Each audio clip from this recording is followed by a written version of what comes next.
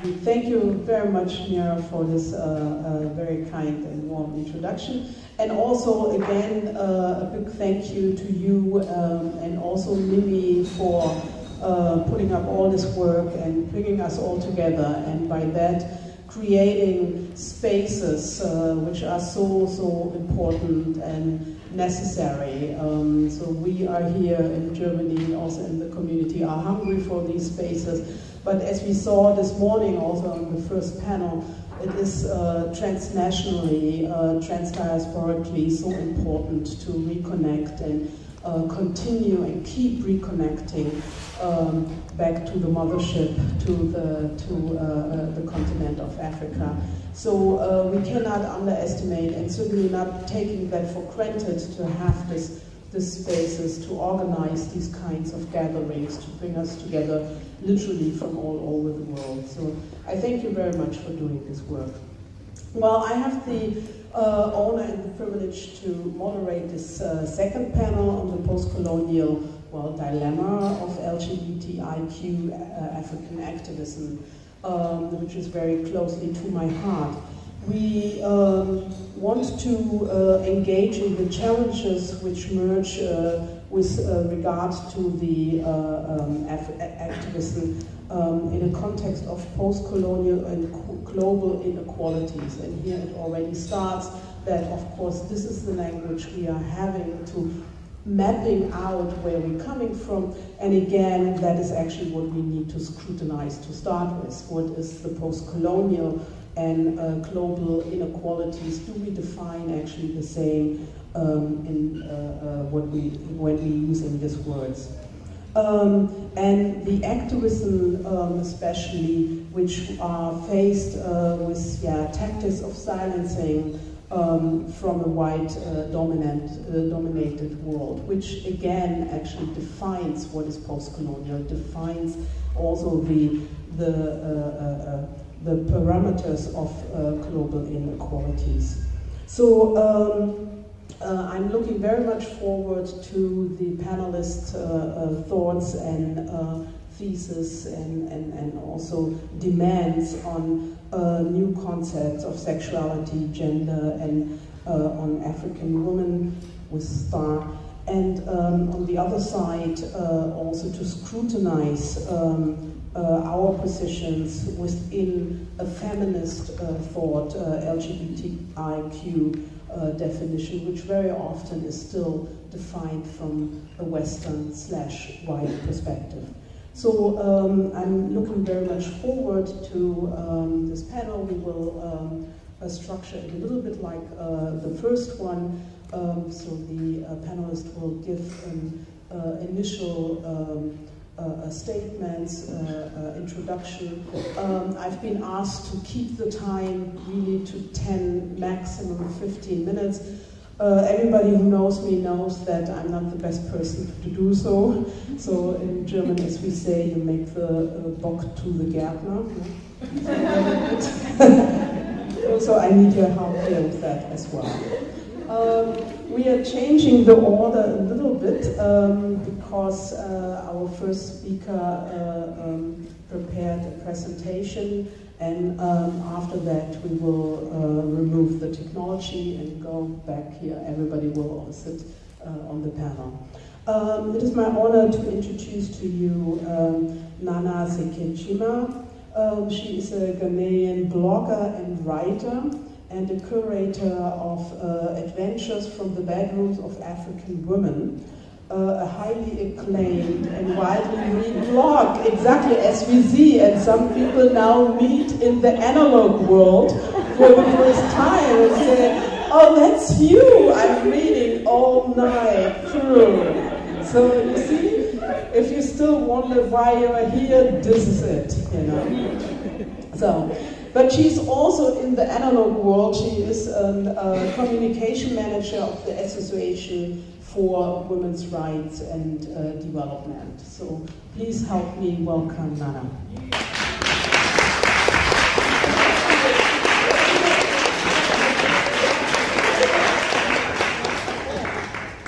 Thank you so much, Peggy, and thank you so much, sisters, for that warm introduction. Yes, I really appreciate it. Because I also work in communications, and because sometimes and increasingly I find myself personally struggling with the jargon that we use a lot in the feminist and activist world, I try to simplify things to myself.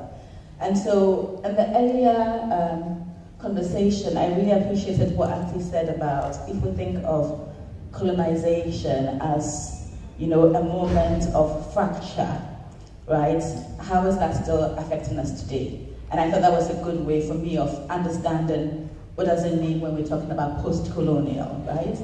And for myself, I also translate this topic for this particular panel discussion as what are the challenges that African feminists face today? And I don't think you can talk about African feminism without talking about LGBTQI activism. To me, it's synonymous. So that's sort of my framing in terms of how I'm going to approach the conversation. And I felt like a huge challenge for African feminists, for LGBTQI activists today is erasure. In the previous session, somebody said, one of the myths that exist on the continent that is predominant in my own country, Ghana, is homosexuality is an African. Even though we have expressions like, Kofi Besia, which hint at gender not being rigidly defined, right? People still today like to pretend that they're just men, they're just women, our sexuality is fixed, it's in boxes. You're a straight woman today, you're a straight woman forever until you die. You can never change how you are. You just have to be one thing. And for me, erasure is a huge problem, right? Two friends of mine, Valerie Ba and Philogene Anumo, wrote an article recently which was published on Open Democracy 50/50, if some of you want to read the full pieces. And this quote resonated with me, and I felt it was relevant to this panel. You can read it for yourself, but since I'm here, let me read it for you as well. One of the functions of patriarchy is to erase women and gender non-conforming people from historical records. In light of this, creating and amplifying alternative archives becomes a radical act of resistance.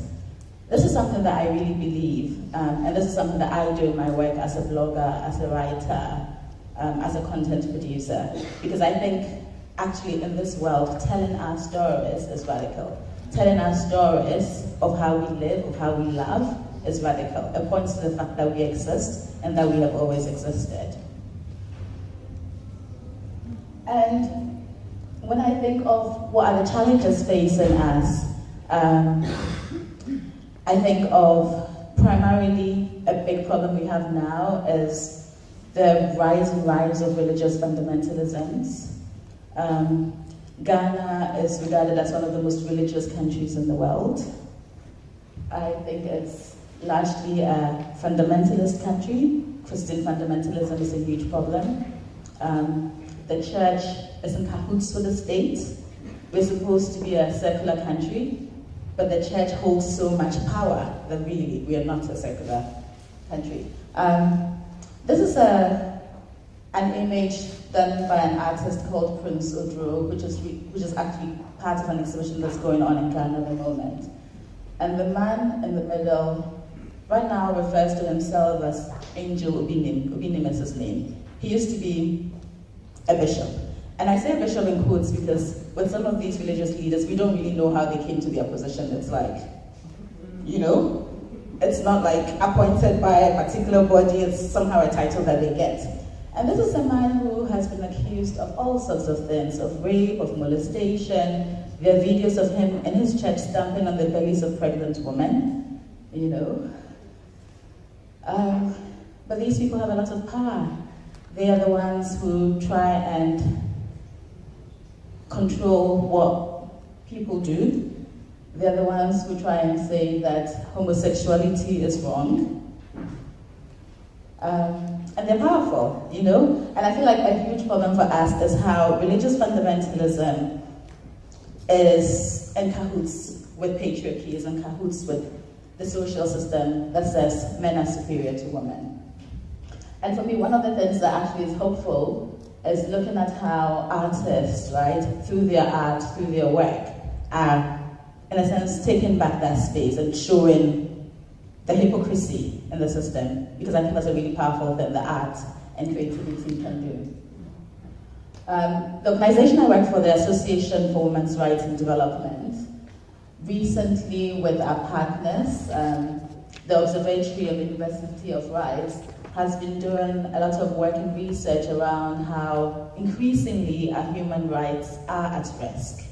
And what are they at risk from? They are at risk from an alliance of far-right actors, which include religious civil society organizations, which include particular states, particular countries, right?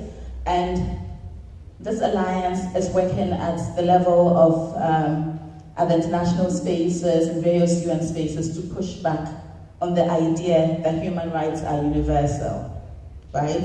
So they're training delegates to be able to work in UN spaces to prevent particular states from signing up to universal resolutions.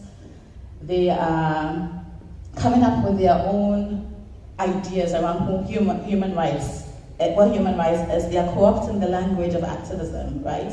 And using it to push their own very conservative views, right? They are working with youths, they're using social media, they're very savvy with their digital tools, they're really savvy with their communications, and a huge focus for them is sexuality. This is where their concern is. This is really what gets them going. Yes, if folks are interested, I would encourage you to look at this report. It's called Rights at Risk. It's published by the Association for Women's Rights and Development. And so the question I ask myself is, if this is the situation we're dealing with, what do we need to do? How do we resist? How do we get free? And for me, the very fact that we exist, the very fact that we continue to gather, the very fact that we talk about how can we build solidarity across our various movements, across our various locations, is an act of resistance, right? There's a future we're looking to, but then we also need to recognize how, in a sense, the fact that we still survive and that we still are and we're still creating is radical and is part of our resistance. So for me, it's a continuous journey. And for me, creating content and documentation and telling our own stories is really key to that. And this is part of why I do the work that I do around adventures. So Adventures from the Bedrooms of African Women is a blog that I started with my friend Malaika in January 2009. And it's a space where African women from various parts of the continent and the diaspora, whatever their sexuality is, however they self-identify as a woman, are encouraged to share their own stories around sex and sexuality. And most of these stories are told from personal points of view, because as far as I'm concerned, if you are telling your own story, nobody can claim you don't exist, nobody can claim it's not true, because it's your story.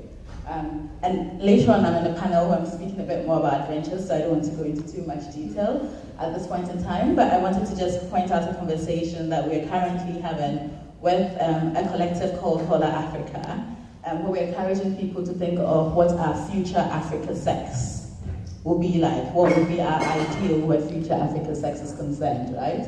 We did a poll, and the question was, in 2030, our future African sex will be sexual liberation and freedom for all. How many people think that's what will happen? This is what we hope.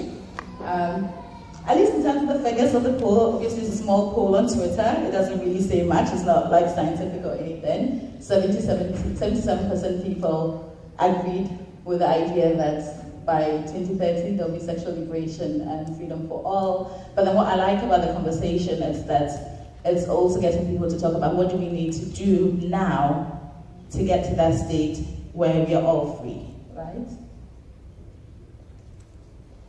And I wanted to shout out Hola Africa and their Please Her Safe Sex and Pleasure Manual, because for me, again, it's an example of our documentation and again, telling our stories. How can we say homosexuality does not exist?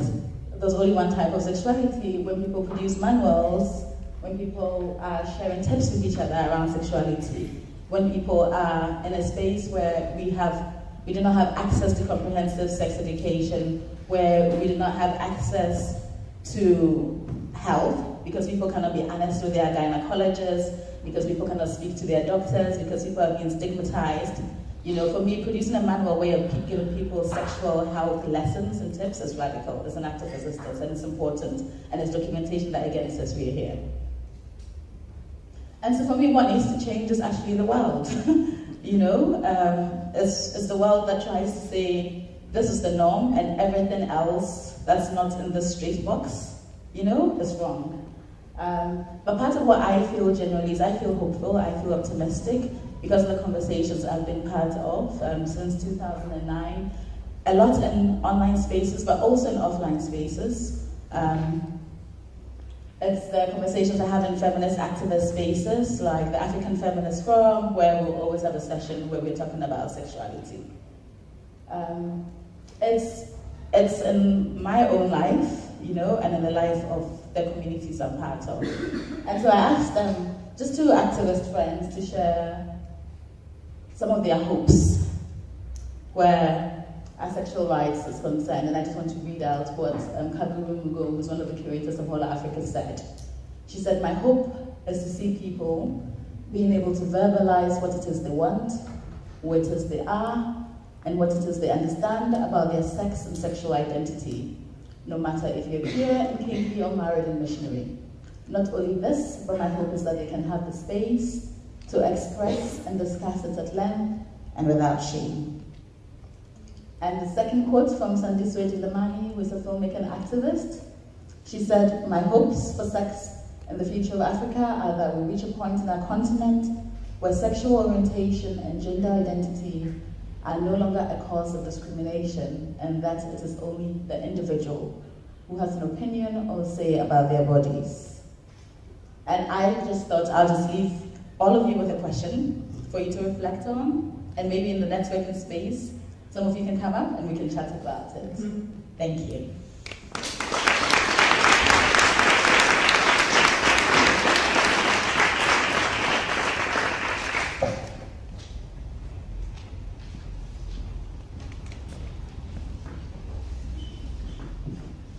Yeah, thank you very much, Nana. I will introduce our second speaker.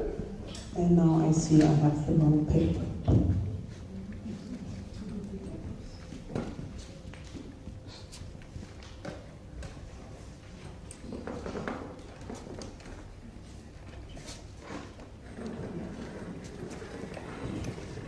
Thank you very much. Yeah, so our second speaker, who was listed here as the first, is Ncumisa, who we had already the pleasure to meet yesterday and also this morning in the on the first panel. Esther did a tremendous job in introducing our speakers from the first panel, so I can make it quick introduction.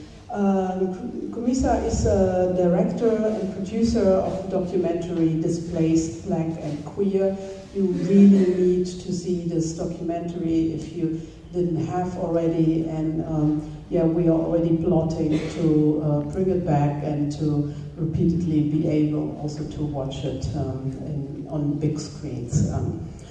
She has been at the forefront of student activism at the University of Western Cape and is an organizer on queer activism in Cape Town and so much more. And I'm very thankful that you're willing to share your thoughts once again on the second panel. So please welcome Ncumisa.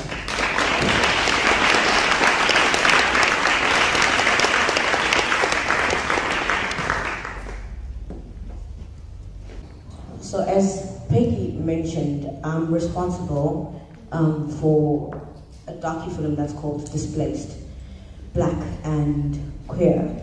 And those themes kind of go into each other.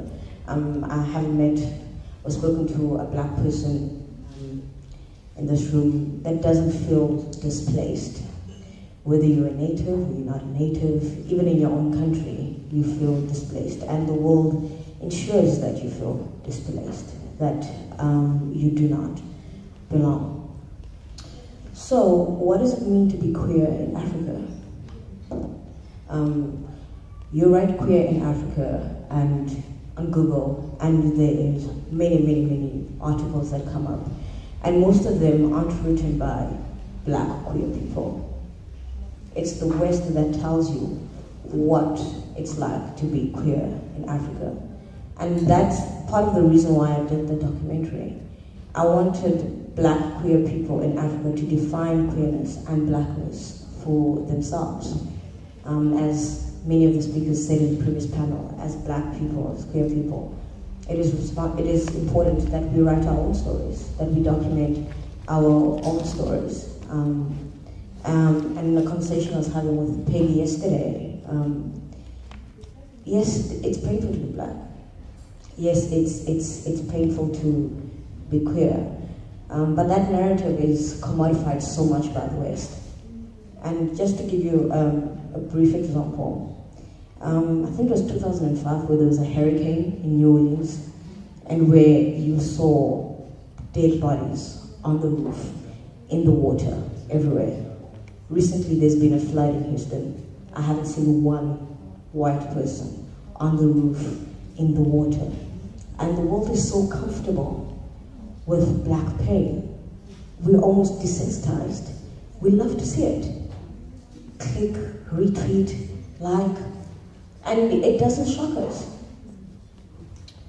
So I wanted to do a film where, first of all, we speak, and it's a very political film. It's created from a feminist perspective, and we reclaim language a lot. We problematize things like coming out. Some people in the film are like, why must we come out? Why don't you come in if you want to hear what it's about? And we frame coming out as this ridiculous notion of having to announce your sexuality and your gender, like you are not normal. So, just by the way, I'm a woman, I like women. I hope you're okay with that. Just this ridiculous notion that we as other people always have to ensure that other people are comfortable with our difference. We always have to negotiate that space. We always have to make sure that other people are comfortable. And for me, queer activism, I do a lot of spaces just for Black people. And it's very important, because I feel like as Black people, we don't speak honestly about our Blackness in the presence of white people. And I noticed this yesterday as well. After the film, people came up to me who identify as Black or people of color, and they were like, I wanted to say something, but the room was just so white. White people have this amazing thing where even if an event is not for them, they just occupy space and they become so big and so large. And so I wanted a space where, and I continue to create spaces where Black people can say what it is to be Black, and you can have very different variations of that, and even queer. And some people ask me, like, why do you say queer? Why not say LGBTIQ+? And some people feel that it's erasure not to, put the acronym there. And for me, I think there's power also, as much as there's power in naming, there's power in disnaming. It's political that I say I'm a lesbian, but it's also very political for me to say I'm queer, because queer is previously thought to be an anti-norm. And I believe that, being queer, it's reclaiming, and Blackness and queerness, go hand in hand. And so it's very important that, as much as I'm a lesbian, it's none of your business who I sleep with.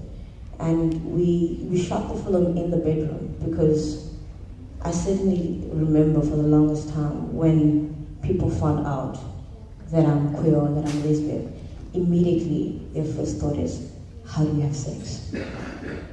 Is it real if there's no penis involved? Do you really have sex? Oh, you've never slept with a man. Oh, so you're still a virgin. So I wanted to politicize the bedroom, where the bedroom can be intimate, but where as queers we are not hypersexualized. And so those are just some of the ideas that I went through in creating the film. And it's different to be queer in South Africa, I believe, to being queer anywhere else in Africa, especially since we are protected by the Constitution. So I can marry whoever I want. If I identified as trans, I could change my gender marker. I could get healthcare for that. But also with that, being black in a post-apartheid South Africa means you have these advantages, supposedly, but because you're black, it's still inaccessible to you. I went to a conference in Joburg. It was a trans health conference, and there was a sex worker there who was speaking about it's all good and well that you could change your gender marker, but most people don't have the money to go to Home Affairs to change their gender marker. It's all good and well to say that, yes, I'm transitioning, but most people don't have access to that healthcare. And you need a private doctor to vouch on your behalf. And who has access to that? And I think, if I'm not wrong, there's probably only 2 or 3 hospitals that do that in the country. One of them in Cape Town, obviously, the other one in Johannesburg. So what about all the other black people who live in between? So who has queer rights in South Africa? Who has social justice in South Africa? Who can access it? And just to give you some stats, we have one of the highest sexual violence percentages in the world. I think it's something like 1 in every 3 women will be sexually assaulted in South Africa. We have the highest rate of lesbian killings. And we have this ridiculous notion, and I hate this word, I absolutely hate this word, that's called corrective rape. And it should just be rape. And I hate how that's been coined, because it in itself it frames a whole different narrative. And I've been working with black lesbian women in the township, where, especially if you are a more masculine presenting woman, it's very difficult. I'm scared to go there. And I walk around the rest of Cape Town and I'm like, I'm queer, this is who I am, fuck you if you don't like it. But there are spaces where, literally, being who you are, you could die for it. And it's not some theory somewhere, it's not something you want to write about, it's not a gender paper, you could die for it. So one of the biggest challenges is that even if you go to the police will laugh at you, like, what? How were you raped? You were a man as well. Aren't you a man? No, why are you crying? So it's very difficult to live in a space because you're constantly silenced, because theoretically we have everything we need. You're protected by the Constitution, you have all these rights. So what more should be done? But behind that, really people still can't access those spaces, which is why I predominantly I hold these spaces. And I'm glad you're here, Nana, because I've always wanted to hold a space with Holla Africa, write to them on Twitter, and that thing that you put up here was very useful. I mean, the tips and all of that, quite useful, because you constantly have to defend your right to exist in public safely. And I think one of the questions that were posed to me, like, what is my hope for queer Africa, or for sexuality in Africa? And that is not to have to defend your right to exist in public safely, and not have to defend your sexuality. And as black people, that's what we are. We wake up in the morning, we walk out, and we already know that the world is going to interact with us in a particular way, and we have to be ready to fight.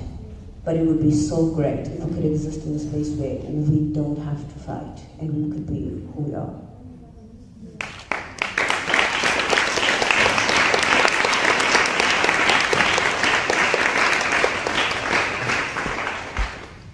Thank you so much, Ncumisa.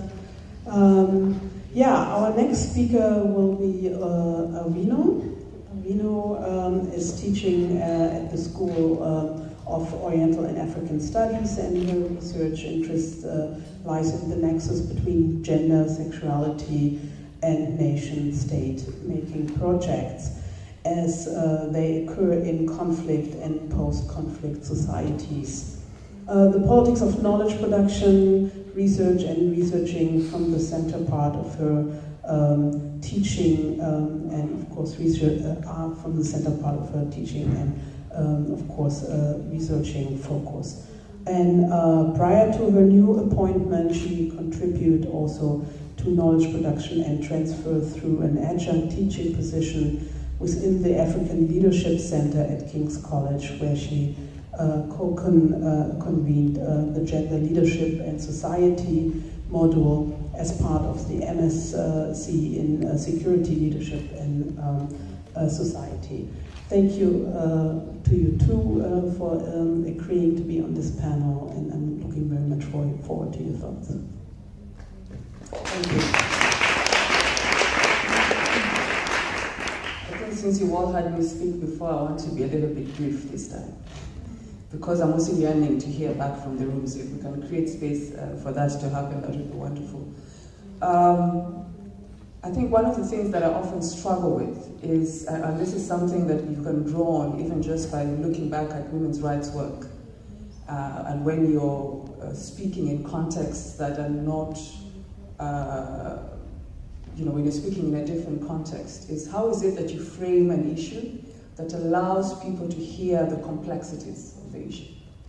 How do you talk about being queer in Africa without people immediately hitting on the register of violence and lack of safety and impossibility? I was talking to a friend of mine who's an African but has been raised out of the continent since she was a child. And I was telling her about sitting in Nairobi at a salon, which is the only place where I get to read beauty magazines. And there was this magazine, I was flipping through it. It's a Kenyan magazine. And at the back of the magazine, they normally feature people's homes. And one of the homes they featured in this particular issue was a home of 2 women. And I remember looking back and saying, huh? Really? They were not sisters, they were not relatives, they were 2 women. It became evident to me, even though that is not what was lifted up in the piece, that these were 2 women who were living together, who clearly had an intimate relationship. And I remember taking a picture of that and sending it to a bunch of people and saying, my goodness, this is absolutely, this is great that this can happen in this country. Because we can pretend that people are not going to read between the lines, but right in front of you there was a beautiful home shared by 2 Kenyan women who were talking about their life together in Nairobi. So this friend of mine asked me, is it possible for queer people to live their lives openly in Nairobi? And I said, yes, it is possible. Now we can complicate that. If you're talking about Kenya specifically, class dynamics are going to definitely influence the possibilities of freedom. If I have more money, if I work in a particular environment, it means that I make choices because of my access to resources about where I hang out. I make choices about the friends that I keep. I make choices about the clubs that I go to. I have the possibilities of buying a home and living in particular neighborhoods, which means that my access or my distance from violence and homophobic narratives becomes smaller because of the circles that I choose to operate in. The questions of choice that is deeply linked to resources. In that same city, you will find somebody else who has one of those, who does not have access to those choices because of the class structure of our society. So these are the sorts of conversations that we need to have about what it means to live on a continent. So just as she was talking about questions of transition, it's wonderful to have an institutional, a state-based framework that allows for that. But how, therefore, do you translate that in real terms for people who actually want to access, the institutions and, who actually want to translate the policy framework into lived reality? This is where the class and racial dynamics then complicate the narrative a little bit more. But you will find in that same South Africa people who have transitioned, people who are able to get resources and travel elsewhere in order to go through their transitional processes. So it's this complicated discussion that I think I want to center for us when we're reflecting about what it means to be queer on the African continent. A couple of years ago, I was visiting London. I wasn't living in the UK at the time. And I was walking on the Strand. Now the Strand is on the West End, lots of, the theatre scene, that's sort of the hub of that. And right in front of me was this, what I read to be a gay man, extremely flamboyant, and he knew his hips could move and they were moving, and he was in all his wonderful glory. And I was walking behind him and I smiled. I thought, well, that's beautiful. But what struck me was the number of other people around me who was staring at him in absolute shock, like what's going on there, laughing, giggling, and pointing. This is London, the land of the so-called free, and the home of freedom, the space from which governments, governments in those countries can make demands about what our governments need to do differently about questions of freedoms and rights. I think, and this is what I would like to hear from you, that I think there's a way in which we position what it means. And there's a question of relativity, of course. I think we can think about what it means to be a queer person in Germany and position that as representing possibilities of freedom. I would like to hear a little bit more about how free is it in real terms? How free are your lives in real terms, living in a context in which the law has created a situation that you cannot be discriminated against, because that's what laws do, yes? They say you can hold your discriminatory thoughts and ideas, but you will not do it because the law has said you will not do it. It does not mean there are no homophobes in Europe. They're just not going to speak out because the law has said you cannot do that, because we do not allow discrimination on the basis of gender identity and sexuality. So to begin to understand how this manifests in a lot of our societies, even in so-called free societies, would be important, because the complication there arises from when we begin to think about the class and race dynamics within those societies. What does it mean for migrant communities who are in countries such as Germany and who happen to be queer? What happens then in these free societies that we live in? The third and final point that I want to speak to is around the ways in which patriarchy continues to influence to a great degree how we navigate queer lives all over, whether you're sitting on the African continent or sitting elsewhere.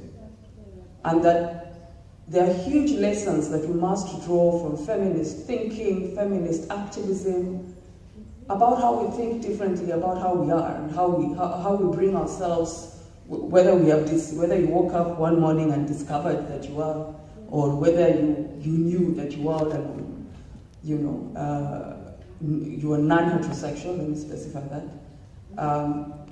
How we bring ourselves into imagining a different way of being. Intellectually and politically, I believe that what queer lives do is disrupt in a very powerful way the ways in which we think about heterosexuality, heteronormativity. But because of commodification, because of the ways our lives have become commodified, because of the ways in which the state creates a situation that you have to buy into certain institutions in order to access resources. So marriage, for instance, as a thing that people are now aspiring to, because the state has created a situation that if you access this institution, then you have access to a whole range of other things. You can share a data plan on your phone and reduce costs. You can share health insurance, These are all state-created structures that force people, that regiment people into particular institutions. So you're not actually accessing any freedom, I always believe love can be demonstrated in any way. That institution does not validate your love. That institution is not the thing that will make your family and loved ones recognize that this person is significant in your lives. So how do we think very robustly about how we step back into very heteronormative, patriarchal tendencies because of the ways in which our societies are structured to force us back there, even if we are resisting. But also the ways in which resources that are shaping activism on the African continent reinforce that particular narrative. So because of the whole, what's that wonderful thing? I know I did not retweet it. Love is love, what is that hashtag? Love matters, or love is love, something, because of all the sort of steps that happen in the US around, the marriage, love wins, there you go. that then gets transported into activism on the African continent as a thing that we must now pursue, right?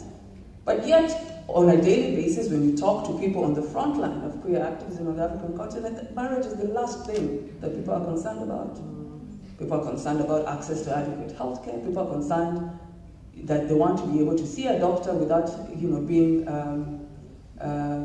being turned away. You want to be able to see a doctor who understands that your life is much more nuanced than living with a man or being married to a man or having children. And that sometimes your life is even much more nuanced, that you might present in certain ways and produce a child as well. And that might complicate the way in which they're thinking about you. And I want to close with a small story. So it's simple things like this around how our healthcare systems operate, And again, this was not in Dakar, this was not in Accra, this was not in Dar es Salaam, this was in the United Kingdom, So these are the kinds of the kinds of shifts that need to happen about making queer lives legible, possible, whether we're talking about the African continent or whether we're talking about other parts of the world.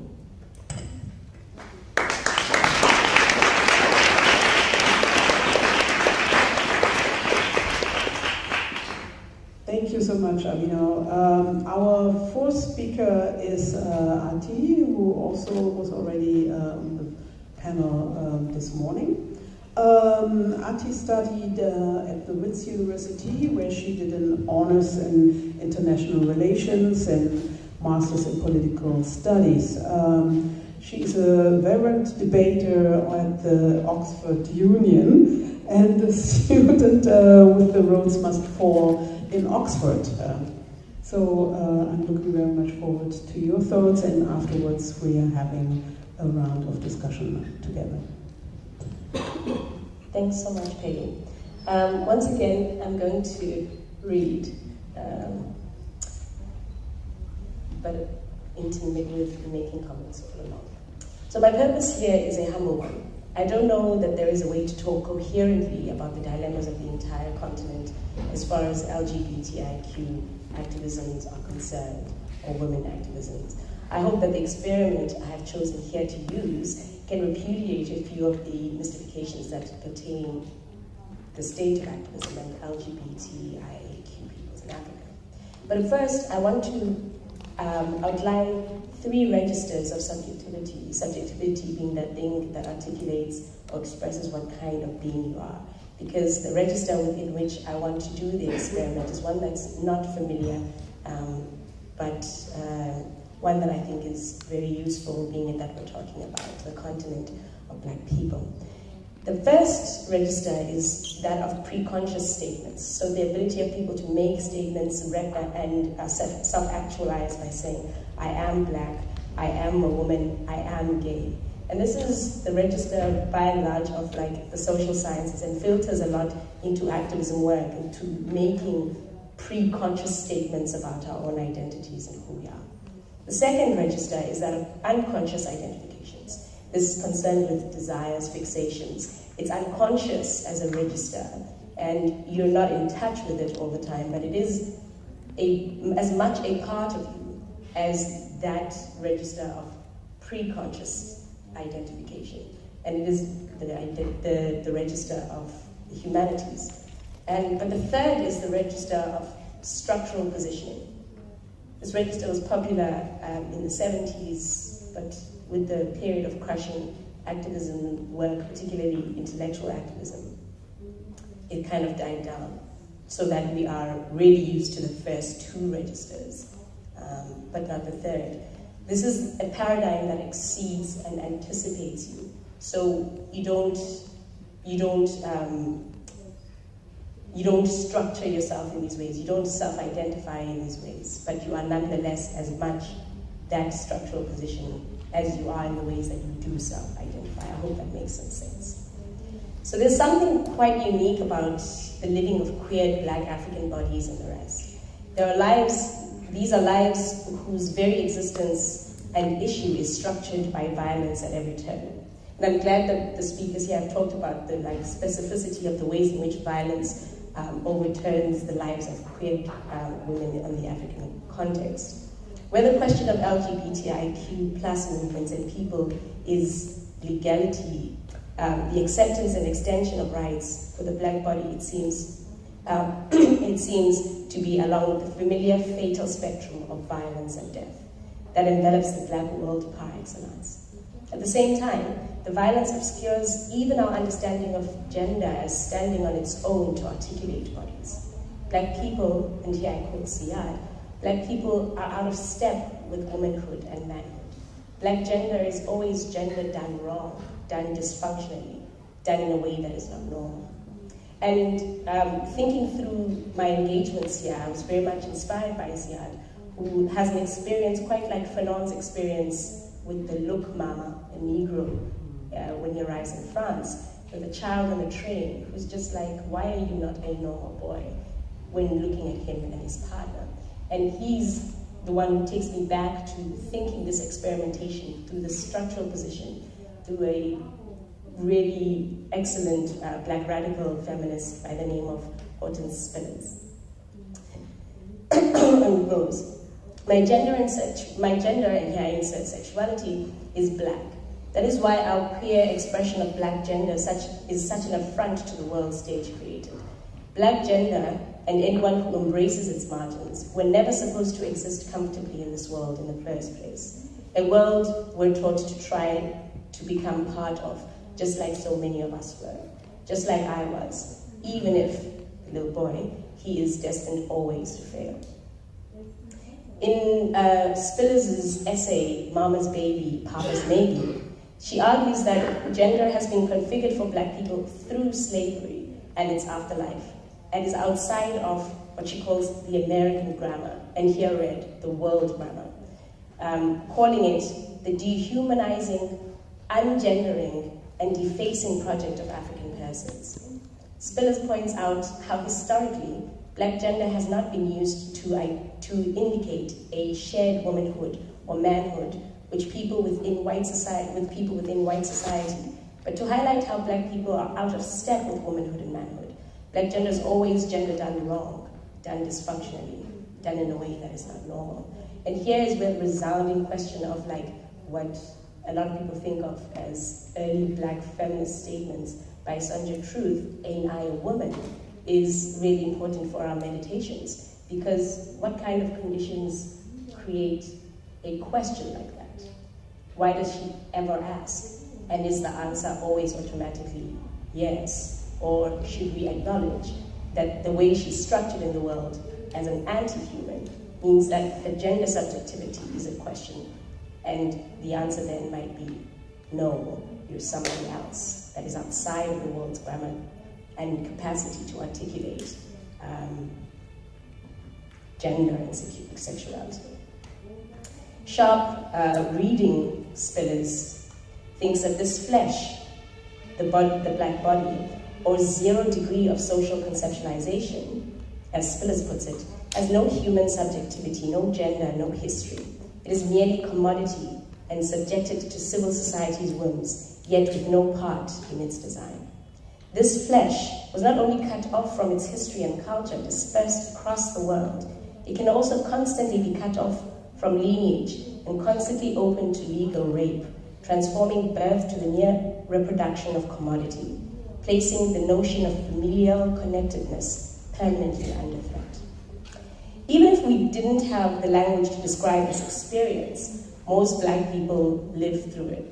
That's why when you hear the experiences of people in the diaspora and on the continent, something seems to always come back to this one state of one's body. This is why black boys are hyper-criminalized, just as black girls and other black non-male children are made invisible when talking about the issue of black children. But instead of accepting the impossibility of black gender as a reality and using it to create a different, freer understanding of being, we're pressured to force our way into this category that doesn't quite ever fit comfortably, specifically a category created specifically for our exclusion. This pressure to salvage something of this anti-black world rather than to reject it fully is part of why We insist on going out of our way to prove a manhood, a womanhood that was never ours to have in the first place, at the expense of trans, non-binary, queer black folks alike. Any attempt to fulfill gender roles as outlined outside of blackness is not only ultimately futile in gaining black people some sort of access to human treatment, and remember again, we're talking in the third register, but it also reinforces the violence against black people who are attempting to build worlds that embrace their non-conformity. This attempt to normalize gender translated to violence against queer experience, against my queer experience. But attempting to normalize a queer experience without reckoning with the specific role of blackness outside of the universal grammar can reinforce anti-black violence as well.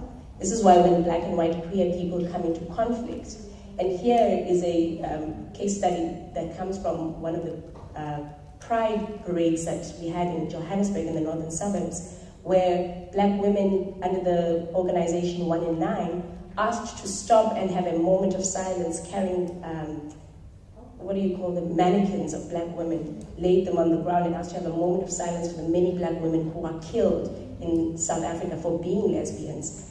The altercation that ensued between white and black queer peoples resulted in the state intervening on the part of white people and those black women being effectively told to go back to their townships. So when they're in conflict, the state's response of protecting the humanity of white persons is always predictable. To argue that my gender is black, my sexuality is black, so seeing gender and sexuality through black is not to ignore our different experiences within blackness or to raise the unique struggles of different gendered non-conforming individuals. It's simply trying to emphasize the importance of recognizing how none of us black folks can conform to manhood, womanhood, as those constructs have been formed, as those constructs have currently been formed, nor can we even conform to queer, trans, and non-binary genders that way either, the way that makes the state recognize us as humans, is yet again. This is also not a race-first argument as propelled by anti-woman components in order to obscure cisgender, heterosexual black men and the violence that they commit intramurally against the rest of us. Thinking by gender and sexuality through blackness is an argument that is rooted in the understanding that blackness is not a race and therefore could not be race first.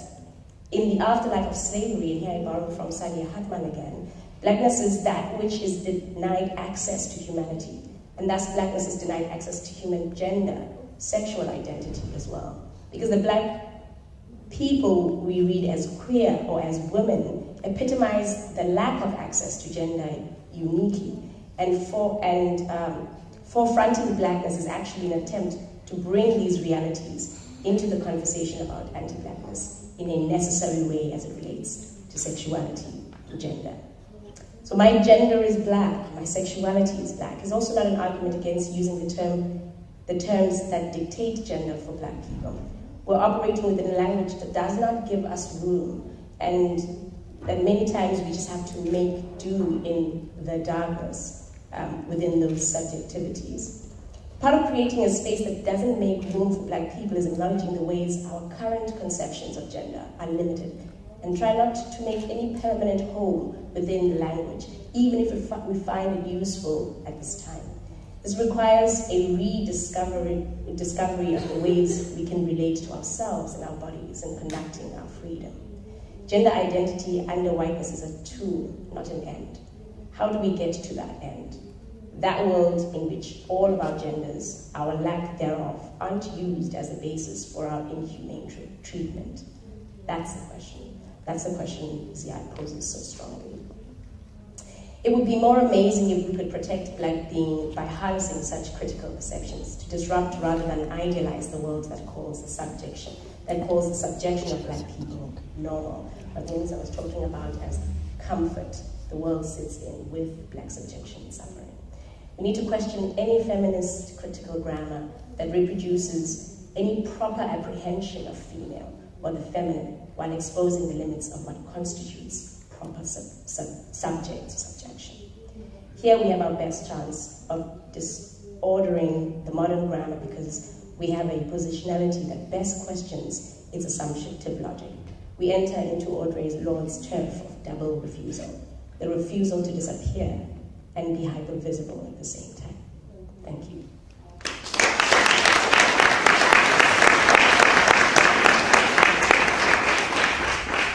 Wow, thank you so much. Thank you, Ati, thank you to all of you. I feel like now we can start the workshop until tonight at 10 or so for the discussion. But unfortunately we don't have so much time, but I hope at least to get us to a round of discussion. Yes, the focus of this panel was to interrogate the post-colonial, and I feel like you already did this very vividly with an emphasis on a new radicalization, which I think that is very powerful to all of us, to shifting the narrative by centering African queer perspectives, and that basically is already a radicalization of blackness, a radicalization also of queerness, and even also a radicalization of resistance, because all of these notions are actually under siege and under attack to be commodified, to be certainly in a global LGBTIQ communities to be commodified as being, normalized things. So, as I said yesterday, everybody is queer now, everybody feels like we have all the rights, you know, and we are going with the rainbow flag to all the other continents and be happily after all.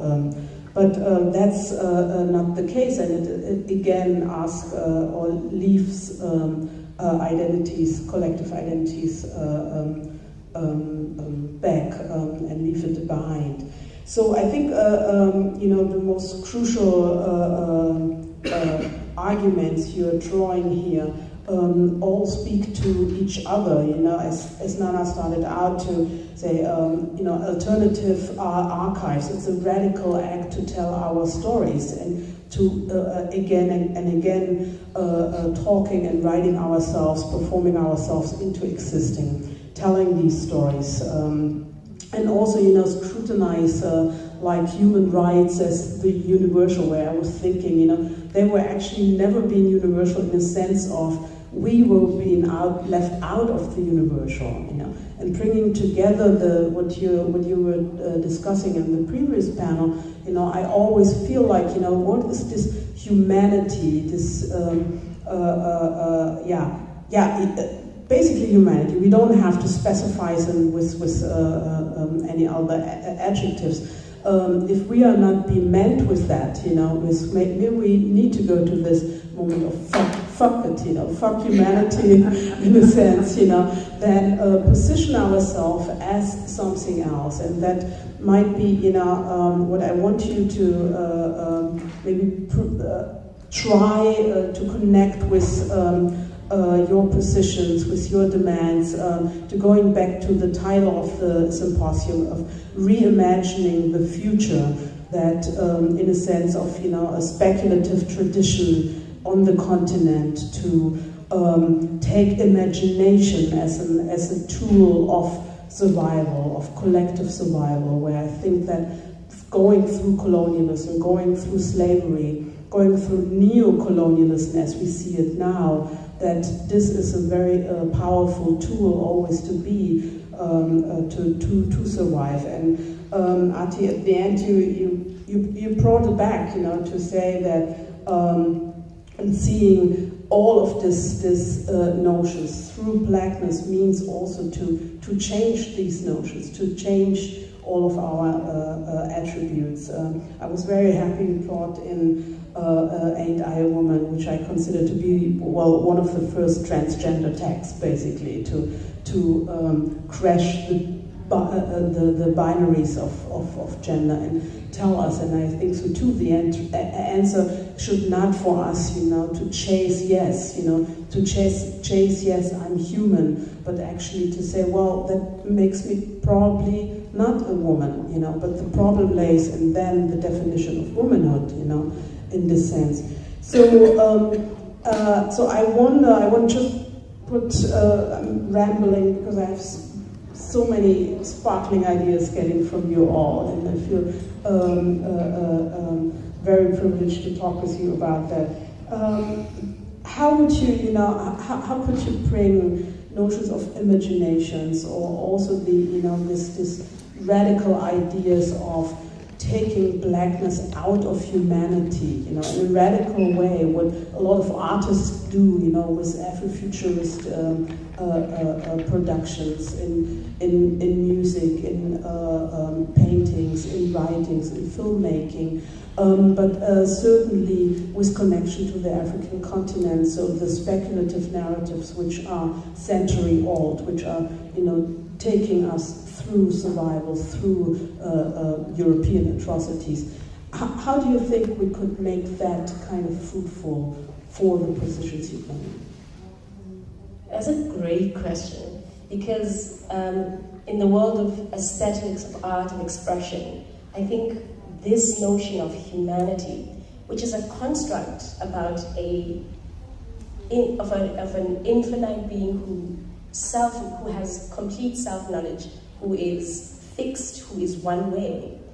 I think in the world of aesthetics and art, debunking or getting rid of that notion, and not being like emotional about the ways that we've been taught to think about humanity in kind of like a kumbaya sense, but in the ways that it structures and confines. I think thinking gender, sexuality, identity, subjectivity through blackness, which necessarily means we're outside of an already prescribed grammar or constitution, gives us freedom to work outside of those notions without them bending and breaking them, which makes for I think, a more fulfilling expression of what and who we are, because it isn't set in this comparative, relational binary that constructs the world as it stands right now.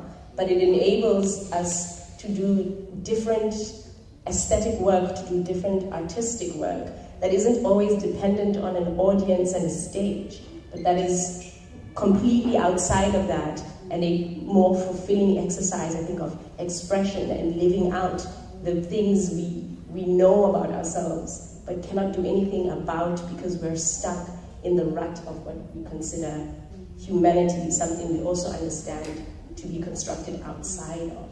So I think this, particularly in the third register that I think about, because I think it's important for people to be able to self-identify, to have these pre-conscious notions, and to sift through their unconscious notions. And I don't think that these three things need to work in contradiction, because they all form part of the ways in which we exist in the world. And the lack of knowledge or understanding of any one of them means that we are misarticulated in our actions, in our expressions. I'll give my 5 minutes to somebody in the room so you can circle back. I think maybe we should do the same thing. Let's hear from the audience. I mean, because we have preconceived notions and we can speak all the time, but I think it's more fruitful to open it up to the room also before people start falling asleep. Okay, so we will do exactly that. We open the floor for questions and comments, and I know it's hard, but I ask you to keep yourself brief, that we can also get in a discussion, and we're collecting a couple of questions. So please go ahead. Hello, I was just wondering if you could speak more to the role of artists in the post-colonial, particularly queer artists, and I guess wavering between being a normal person, but also trying to create space for other queer people.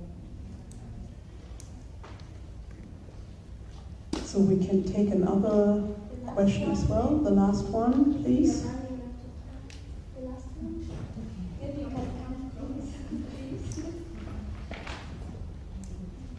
Thank you everyone for contributing to a very dynamic panel and pushing us to think politically, intellectually, and just aesthetically about these different histories. I guess my question is specifically on kind of carrying on the theme of decolonization. To what extent do you think people can form networks that are follow an internationalist Black radical tradition in the ways that we found in the 1950s and 60s, specifically around the anti-colonial period?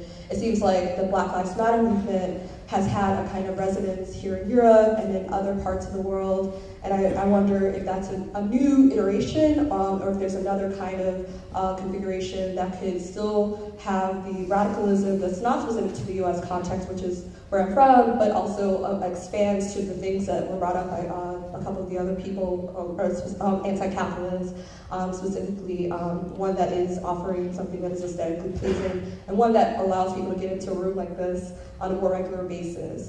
So just wondering to what extent social movements of the past can help us inform an Afrofuturist society that allows us to come cohere in an effective manner. Thank you. Yes, thank you. Please. So I think being the only one who took up the time, I think I've addressed the question about art and aesthetics. To the first question about like the ways in which we talking about decolonization, reinforcing that same thing, I would say this is part of, I think, the point I was trying to make about technologies that anticipate and exceed us. So it is very possible, like I was saying before, for the capitalist or militaristic technologies to embrace decolonization, not really change the structuring reality of your university or your institutional cultures, but appropriate it so that it works to perpetuate a system of neocolonialism.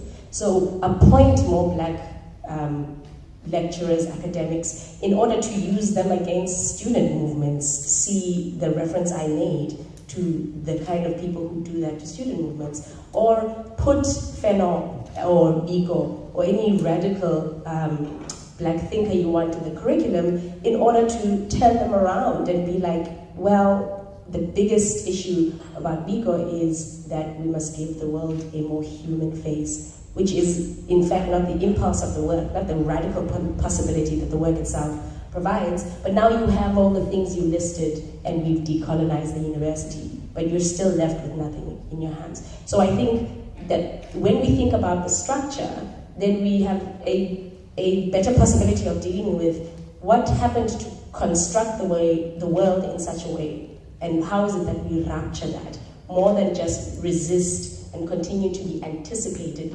reappropriated, and continue to live the afterlife of the thing that we resist in its kind of morphology. And then to the question about creating solidarity networks like the 60s, etc. I think we could very well possibly do that, but I'm kind of experimenting with the idea, having watched the global decolonial movement and the ways in which, like, even summer schools that happen with people like Maldonado Torres in Spain and in Pretoria, etc., kind of etch out and crowd out the lived and condition of Blackness, because it provides a crisis when talking to, I think, kind of like the human category, the human family, and other groups that aspire to it. So for me, when I ask the question, is colonialism the moment? Is it our structuring reality? I'm uncertain that it is. I think drawing back further even to the ways in which modernity structures identities, and blackness in particular as a relational identity with whiteness in the moment of the Atlantic slave trade, of that racial slave trade that turns human bodies into commodity that is fungible and that is flesh, might be a more compelling moment of what structures us as black in the world. And in fact, one that is capable of bringing an even greater solidarity than just the continent, but the diaspora, for whom this is the issue of their structuring relations in the Mediterranean, in Europe, in the New World, so to speak, or like North America. So I think that conversation is obviously a really difficult one. There is some tension that exists between the continent and the diaspora, specifically when it comes to scholars wanting to do work, put work out there and get recognition. But in fact, I don't know that it does anything to shift what we can understand as possibility and like the thing Nana talks about, which is the problem being the world, and possibly for the first time thinking about ending the world. So I just noticed that the discussion was about a very particular interpretation of, the panel was about a very particular interpretation of thinking about post-colonial queer Africa. The questions have turned us back in a different direction. I just wanted to recognize that I noticed that. The second thing that I wanted to say is that George Soros gets blamed for a whole range of things that he doesn't have his hand in. And I think it's important to just put that out there. I don't hold brief for Soros, I don't work for the Open Society Foundation. Obviously, we cannot think about the African continent in isolation. We're part of the globe. Our history with the rest of the world shapes our lived reality today. So we cannot speak about anything without considering neocolonialism. Neither can we speak about the African continent without recognizing the ways in which our different capitals relate with other capitals in the world. When you think about what happened, for instance, in Libya, and the resolution 1973 that happened at the United Nations, that was a palpable moment in which we saw real neocolonial relationships playing a hand, because African countries were divided on the very basis of funding resources and bilateral funding to their countries. Countries were told to support this resolution, or no money is coming to your country. So we cannot talk about the continent in isolation. So neocolonialism is a very critical part of this conversation. Even when we talk about the university, and we're talking about the African continent in relation to the rest of the world, we are recognizing that the history of the university as it was inherited by most African countries at independence was based on a colonial structure that was designed to extract information to shape the empire. So these are the roots of the university structure. The second thing that obviously I wanted to say is that naturally capitalism drives a deep sense of an individual approach to thinking about things. We see that in the ways in which feminist movements are evolving across the globe today, where choice, individual choice, becomes framed as representative of what feminism is and what it means to be radical and what it means to disrupt patriarchy in all its forms. But I also want to look back at what's actively happening in Africa now, and you cannot tell me with a clear conscience that the kinds of movements that we are seeing championing democratic work on the African continent are based on individual interests. We are seeing citizens taking to the streets. It's happening in Togo. We have seen the kind of collective work that happened by citizens in response to the mudslides in Sierra Leone. So while it's important to recognize how funding, financial resources shape what we visibly see as civil society organizations and organizing, that is not where the work is. That's a portion of the work. The critical work that we need to be training our eyes on right now is the collective citizen mobilization that is happening across the African continent. That means, and I don't believe that all of those citizens that are demonstrating against in Togo right now against the sitting president have been funded by Soros. You know what I'm saying?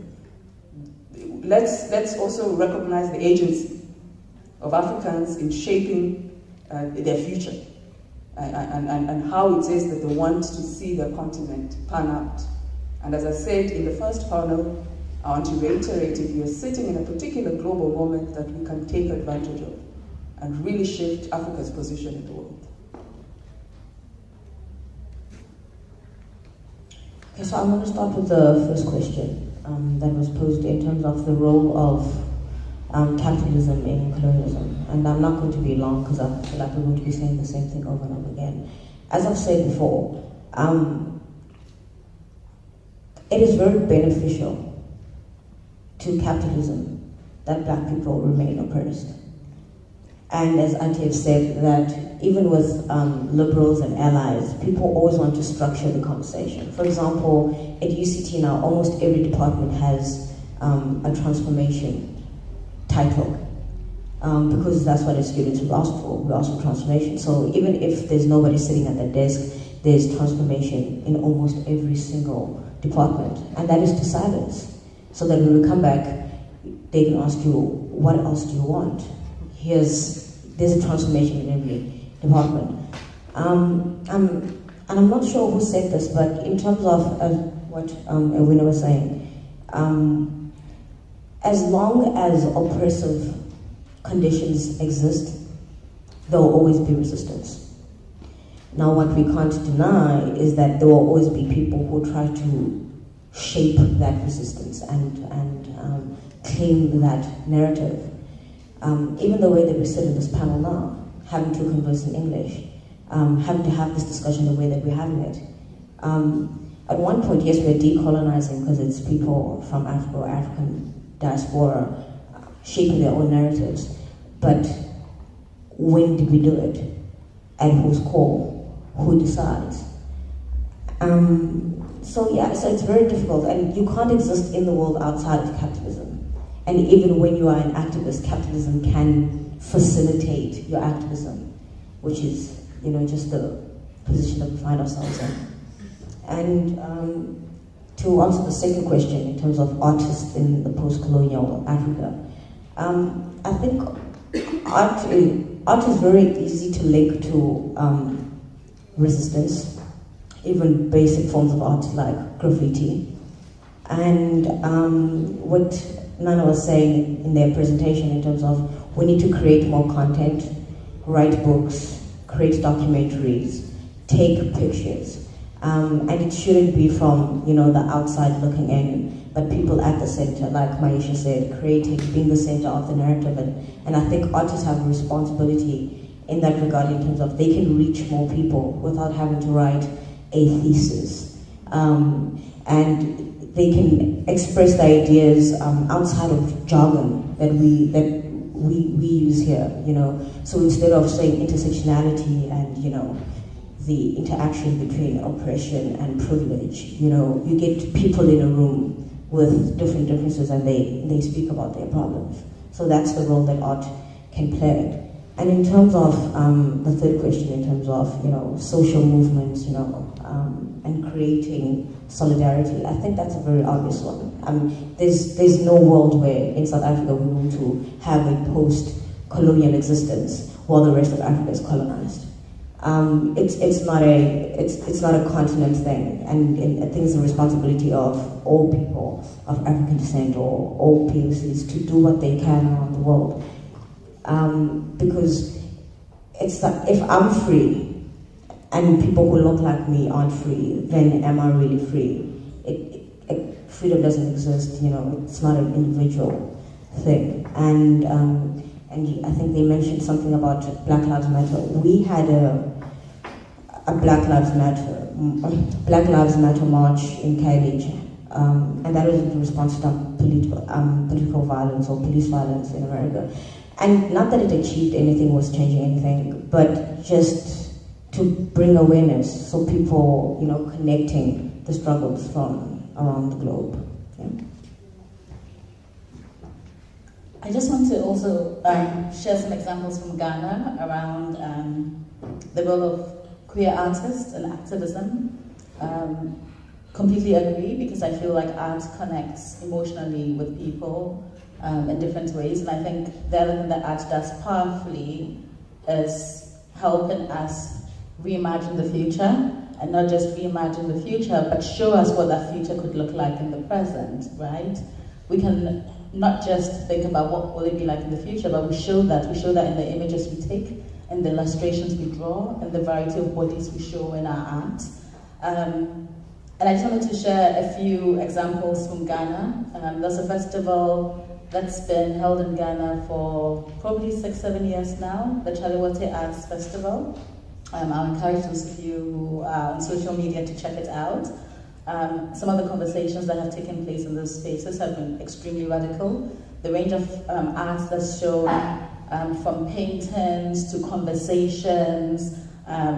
My blog has held conversations where we're basically just reading stories about women who sleep with women in a country like Ghana. That's a radical act. There's an artist called Craziness Artist.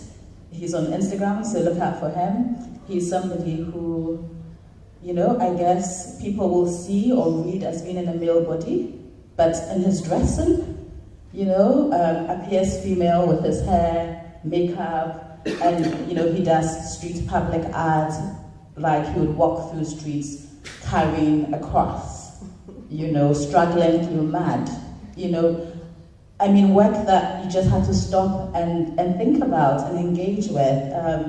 There's a group called Drama Queens that put on plays where they're speaking about rape and sexual violence, and you know, you have men speaking about their experience of being raped, something that we don't talk about, you know, and I think that's the power of art, especially the art that just shows it and in a sense fucks with what we think is the norm, you know.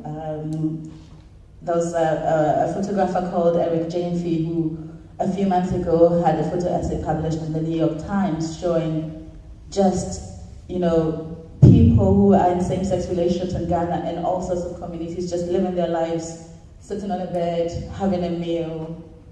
And for me, this is the power of art, just to reveal what is actually normal, but somehow society says it's not. Thank you so much.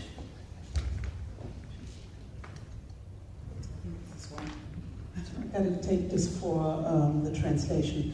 Well, thank you so much to all of our panelists, and of course also you for getting into discussion with us, but also being here and engaging with this topic. Yeah, envisioning a future which is based on a radical liberation is, I think it's not just something for looking into the future, but as Nana said, doing it right now, being it right now. And for that, I'm so grateful to all of you, and I just want to remind all of us, this is how Afro superheroes look like, you know. So this is the Afro superheroes here on stage. Thank you very much. We are going into a little break now, and then having another panel in the afternoon, and with some literature and also readings. Help me thank you them again.